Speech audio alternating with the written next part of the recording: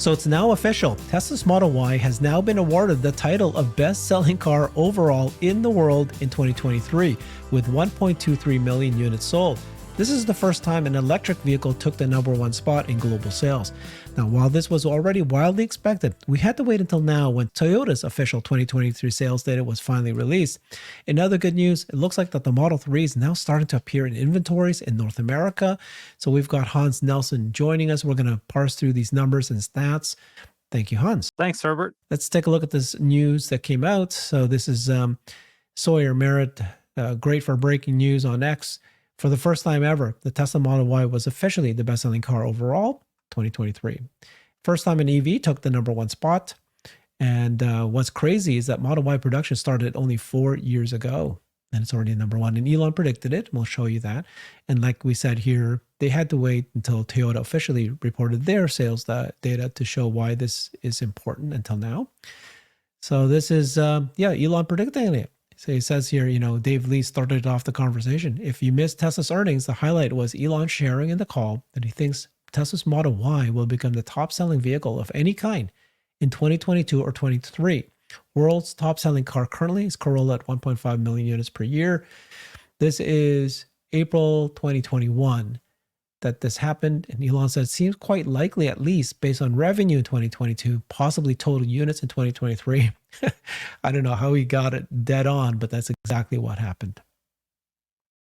Absolutely. A lot of people really give Elon a hard time for making predictions that don't come true. And he has been very optimistic, as he will admit, with the timelines for FSD specifically.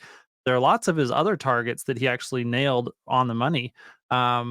The actual development of the Gigafactory in Nevada that was going to eventually produce, as many battery cells as the entire world made back in 2013, 2014.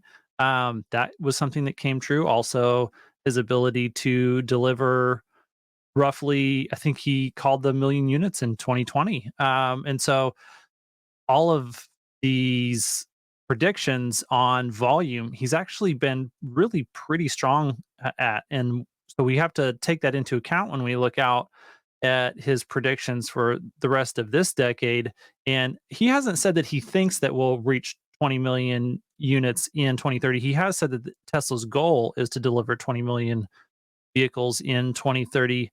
But as we get closer to that time frame, it'll be very interesting to see what he estimates those numbers could be. Yeah, some other stats here. In 2023, this is what Tesla did of their Model Y in California. It surpassed the combined sales of Toyota's RAV4 and Honda CR-V in the same state. So you can see in California, there's like 1.3 million. 132,000 Tesla Model Ys were sold, 10% of the share. And then you got the RAV4, and you got the Honda CR-V, you got the Ford F-Series, you got the Chevy Silverado. And, it doubled everybody else significantly. Sorry, this is the bigger screen here. And then, what's one of the reasons what's happening in California? Yeah, one of the reasons that this is really important is that this is one of the data points that Elon used in order to make his prediction that the Model Y would become the best-selling vehicle in all the world, was because the Californian auto market typically is kind of like a canary in the coal mine, where it gives us a preview of directions that the rest of the auto market might follow over time. A lot of times there's a strong correlation between what happens in California and then the rest of the auto market several years later. And so for us to see that Model Y continues to be such a high selling product there in California, that says that we may still have quite a bit of room for growth in the overall deliveries of the Model Y. And then, one of the things that you saw there, that it was selling more than the CR-V and the Toyota RAV4. Well, those are both other crossover SUVs. And so it really, shows the strength in demand for that crossover SUV segment as a percentage of the overall auto market. Okay, so that's Model Y. We knew this was happening, just now confirmed. But Model 3 has been revised, right? It's got the new version of the upgraded Model 3. It's now not only in China and Europe, In Australia, it's now coming here in the US, and we finally start seeing it. Not finally, because it actually shocked us all that in January, it was actually announced that it's already here. And now you're seeing the Model 3 starting to appear in existing inventory in North America. This is way faster than we all thought. They surprised most of us. So this is Nick Cruz-Patane, who said that these new Model 3s are now available in Toronto. You can see that these they're being sold there in Toronto. So thoughts on the Model 3 and how you expect it to grow? Is it going to cannibalize the Model Y? Are they two separate segments? Well, there's a couple of different elements here. I would say one of them is that I'm shocked that, we already have these in inventory in the month of January. And so it is highly possible that we could see deliveries of the Highland Model 3, if not in January, within the first few weeks of February. And that is incredible for us to get that changeover so quickly. It's great news for the overall lineup and for Tesla's ability to deliver cars in 2024. Um, I think that one of the issues that we're going to run into here in the United States, at least, is the fact that the Highland Model 3 is not eligible for the tax credit, at least not yet, while the Model Y continues to be. And so those price points are a little bit close together. So I think that uh, more often than not, that the Model Y will win out over the Highland Model 3.